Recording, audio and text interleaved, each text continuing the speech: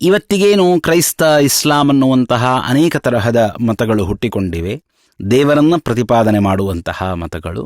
ಆ ಎಲ್ಲ ಮತಗಳನ್ನು ಯಾಕೆ ಅನುಸರಿಸಬಾರದು, ಏನು ಸಮಸ್ಯೆ ಇವೆ ಅಂತನ್ನುವುದರೊಂದಿಗೆ ಈ ಪುರುಷ ಸೂಕ್ತ ಆರಂಭವಾಗ್ತದೆ. ಜಗತ್ತಿನೊಳಗೆ ಅನೇಕ ತರಹದ ಮತಗಳಿವೆ. ದೇವರನ್ನ ನಿರಾಕಾರ ಅಂತ ಹೇಳುವ ಮತಗಳು, ದೇವರಿಗೆ ಆಕಾರವಿಲ್ಲ ಅಂತ. ವೇದವ್ಯಾಸ ದೇವರು ಉತ್ತರವನ್ನು ಕೊಟ್ಟಿದ್ದಾರೆ ಬ್ರಹ್ಮಸೂತ್ರಗಳಲ್ಲಿ, ಸಂಬಂಧಾನುಪಪತ್ತೇಶ್ಚ. ದೇವರಿಗೆ ಆಕಾರವಿಲ್ಲದೆ ಇದ್ದರೆ ಈ ಜಗತ್ತನ್ನು ಹೇಗೆ ಸೃಷ್ಟಿ ಮಾಡ್ತಾನೆ, ಈ ಜಗತ್ತನ್ನು ಹೇಗೆ ಸ್ಥಿತಿ ಮಾಡ್ತಾನೆ, ಈ ಜಗತ್ತನ್ನು ಹೇಗೆ ಪಾಲನೆ ಮಾಡ್ತಾನೆ?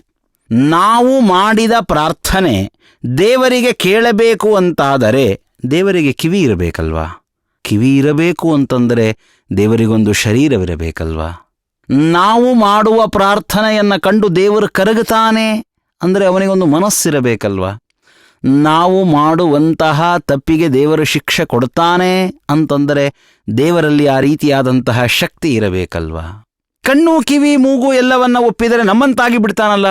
ಅರೆ, ನಮ್ಮಂತೆ ಅಲ್ಲ ಅನ್ನೋದು ನಿರ್ಣಯವಾಗ್ತಾ ಇದೆ.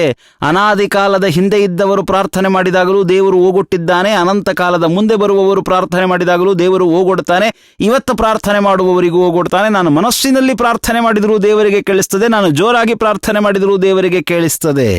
ಅಂದ ಮೇಲೆ ನನ್ನ ಕಿವಿಯಂತೆ ಅವನ ಕಿವಿಯಲ್ಲ ಅನ್ನೋದು ನಿರ್ಣೀತವಾದ ವಿಷಯ. ಅವನು ಸರ್ವವ್ಯಾಪ್ತನಾಗಿದ್ದಾನೆ, ಸರ್ವಶಕ್ತನಾಗಿದ್ದಾನೆ. ಸರ್ವತ್ರ ವ್ಯಾಪ್ತನಾದ ಆ ಭಗವಂತನಿಗಿರುವ ಕಿವಿ ನನ್ನಂಥ ಕಿವಿಯಲ್ಲ, ನೋವು ಬರುವ ಕಿವಿಯಲ್ಲ, ನಾಶವಿರುವ ಕಿವಿಯಲ್ಲ, ನಾಶವಿಲ್ಲದ ಕಿವಿ. ನಮ್ಮ ಕಿವಿಗಳಂತೆ ತೊಂದರೆಗೊಳಗಾಗುವಂತಹ ಕಿವಿಯಲ್ಲ. ಅಂದರೆ ನಮ್ಮ ಕಿವಿಯಂತೆ ಅವನ ಕಿವಿ ಇಲ್ಲ, ಪ್ರಾಕೃತ ಕಿವಿ ಇಲ್ಲ, ಅಪ್ರಾಕೃತವಾದ ಕಿವಿ ಇದೆ. ಕೇಳಬೇಕು ತಾನೆ. ನಾವು ಮಾತನಾಡಿದ್ದ ಅವನಿಗೆ ಕೇಳಿಸ್ತಾ ಇದೆ ಅಂತಂದ್ರೆ ಅವನಿಗೆ ಕಿವಿ ಇರಬೇಕು. ಕಿವಿ ಇರಬೇಕು ಅಂದರೆ ಪ್ರಾಕೃತವಾದ ಕಿವಿಯನ್ನು ಒಪ್ಪಿದರೆ ಅವನೂ ನಮ್ಮಂತಾಗಿ ಬಿಡ್ತಾನೆ. ಅಂದಮೇಲೆ ಅಪ್ರಾಕೃತವಾದ ಕಿವಿ ಇದೆ, ಕೇಳಲಿಕ್ಕೆ ಕಿವಿ ಇದೆ, ನೋಡಲಿಕ್ಕೆ ಕಣ್ಣಿದೆ, ಅನುಗ್ರಹ ಮಾಡಲಿಕ್ಕೆ ಮನಸ್ಸಿದೆ, ಭಕ್ತರ ಜೊತೆಯಲ್ಲಿ ಮಾತನಾಡಲಿಕ್ಕೆ ಅವನಿಗೆ ಬಾಯಿದೆ, ಭಕ್ತರ ಮನೆಗೆ ನಡೆದು ಬರಲಿಕ್ಕೆ ಅವನಿಗೆ ಕಾಲ್ಗಳಿವೆ. ಭಗವಂತ ಶರೀರಿಯಾದವನು, ಸಶರೀರನಾದವನು, ಸಾಕಾರನಾದವನು, ನಿರಾಕಾರನಲ್ಲ ದೇವರು. ಸಹಸ್ರ ಶೀರ್ಷ ಪುರುಷ ಸಹಸ್ರಾಕ್ಷ ಸಹಸ್ರಪಾತ್. ಅವನಿಗೆ ಅನಂತ ತಲೆಗಳಿವೆ, ಅವನಿಗೆ ಅನಂತ ಕಣ್ಗಳಿವೆ, ಅವನಿಗೆ ಅನಂತ ಕಾಲ್ಗಳಿವೆ. ಸರ್ವತಃ ಪಾಣಿಪಾದಂತತೆ ಸರ್ವತೋಕ್ಷಿ ಶಿರೋಮುಖಂ ಸರ್ವತಃ ಶ್ರುತಿಮಲ್ಲೋಕೆ ಸರ್ವಮಾವೃತ್ಯ ತಿಷ್ಠತಿ. ಭಗವದ್ಗೀತೆ ಹೇಳ್ತದೆ. ಅವನ ಕಣ್ಗಳು ಎಲ್ಲ ಕಡೆಯಲ್ಲಿದೆ, ಅವನ ಕಾಲ್ಗಳು ಎಲ್ಲ ಕಡೆಯಲ್ಲಿದೆ, ಅವನ ಮನಸ್ಸು ಎಲ್ಲ ಕಡೆಯಲ್ಲಿದೆ, ಅವನು ಎಲ್ಲ ಕಡೆಯಲ್ಲಿಯೂ ವ್ಯಾಪಿಸಿದ್ದಾನೆ.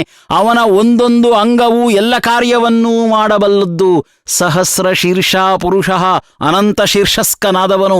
ಸಹಸ್ರಾಕ್ಷ, ಅನಂತ ಕಣ್ಗಳುಳ್ಳವನು. ಸಹಸ್ರಪಾತ್, ಅನಂತ ಕಾಲ್ಗಳುಳ್ಳವನು ದೇವರು. ಅವನಿಗೊಂದು ಅಪ್ರಾಕೃತವಾದ ಚಿನ್ಮಯವಾದ ಶರೀರವಿದೆ.